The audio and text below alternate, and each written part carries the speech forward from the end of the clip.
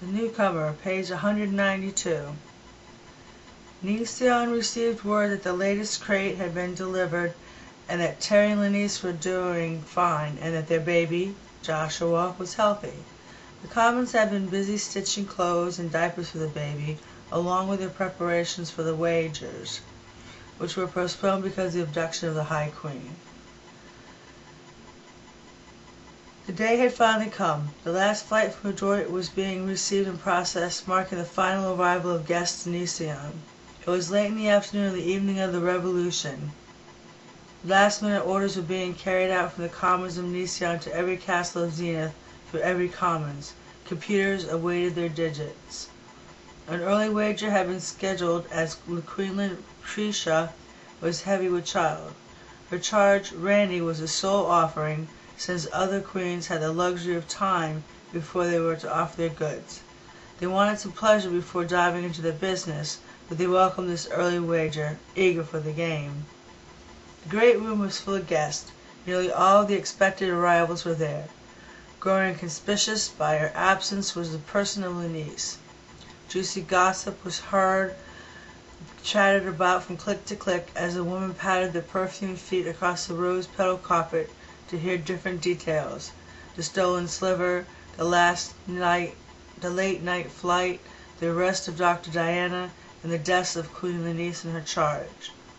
I heard, one huge socialite said, that Diana was a smoker, too. So, offered another socialite, that is true. Of course it is, came the slurred reply of an old socialite, giddy with too much dandelion wine. They found the cigarettes in her chambers. I heard that they found Dan's braided whip of hair hidden under the mattress of Lenice's bed. That's not entirely correct, interrupted the High Queen of New Rouge. It was found in the secret drawer of Lenice's nightstand.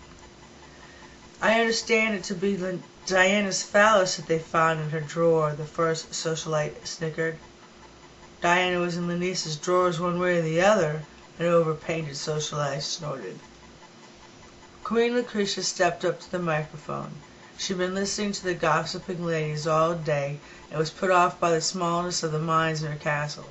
The early wager afforded her the opportunity to expel the scandal and quiet the din. "Welcome, queens and socialites from around Zenith," she began. The crowd stopped their clattering and turned towards the stage. "Welcome, queens and socialites from New Rouge and Brunswick, from Gliard and Trenton," she continued, acknowledging all the staffs by name. "Supreme love and light to you all." She raised her glass of juice and toast and took a taste from it. "I trust your journeys were pleasurable and your chambers to your liking. Our head housekeeper, Matrix Susan, informed me that each of your specialties were taken into consideration waiting your arrival and that everyone is satisfied." The room roared its appreciation, glass raised in toast to their host. The long white tables were heavy with food, serving matrices bustled in and out, and the room rumbled with descriptions of what each person had found in their room. Gaiety added to the fragrance of food and perfume in the air, while the goddess filtered through the walls of dago windows, warming the party and showering the room with positive rays. Lucretia cleared her throat. "I find it unpleasantly necessary to interrupt the festive mood with a brief as to the status of Nicion."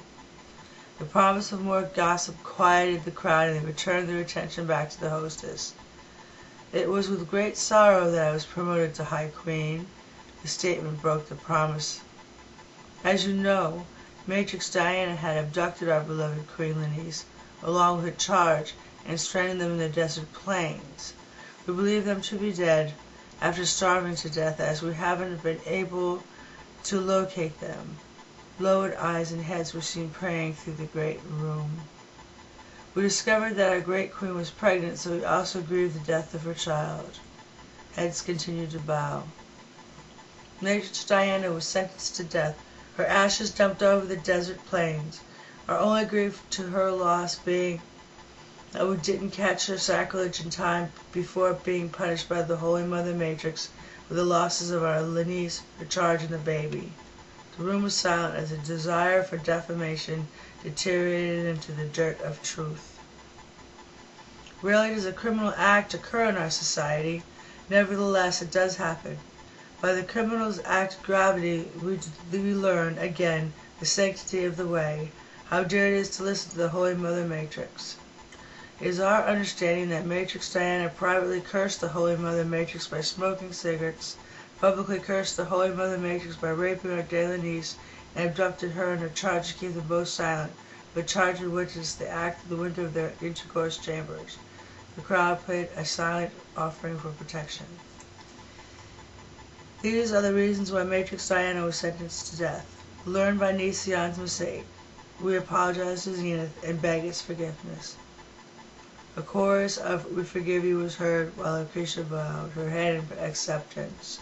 "Thank you," she said quietly when the crowd simmered down. The baby kicked inside of her, jolting Lucretia's head up as she placed her hand on her side. "I'll take my baby's kick as a sign from the Holy Mother Matrix that all will be well," she said to the audience. They sighed their approval. "Now," she said with a wave of her hand, "on to the wager." The curtain behind her went up to reveal her charge, Randy, dressed in a white silk loin cloth which enhanced his dark skin. His finely toned muscles had been rubbed with oil into a fine splendor. The oil from his body glistened from the stage lights. He stood proud before the women, his massive erection pulsating beneath the sheer cloth above his taut thighs. Lucretia left the stage as the beginning began.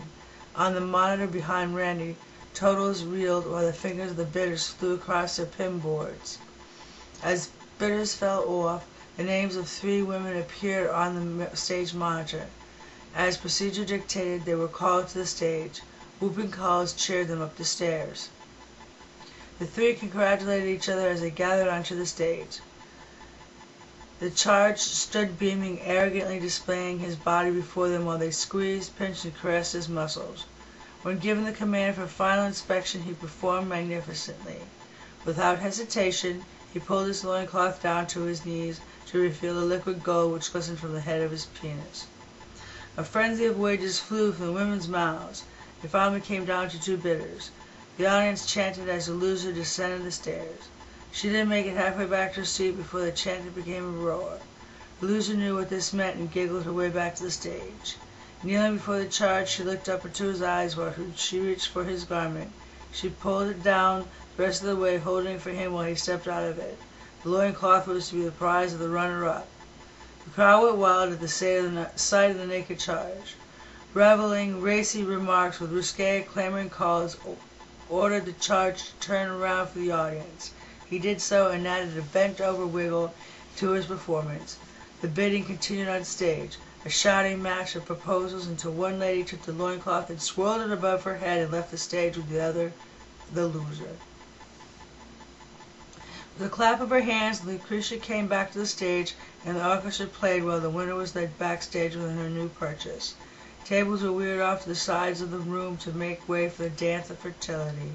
Nodding heads of approval spoke of the excellence of the new Lucretia's charge, everyone agreeing that her swan's song charge was her finest. Dancing and celebration went on into the night. When the last guest retired, the room was cleared and made ready for the next day's events. It was 4 in the morning when Susan received word that all chambers, suites, and tap rooms were occupied. She released her codes. All door panels became blocked. There was no way in, there was no way out, unless authorized by her. The revolution had begun.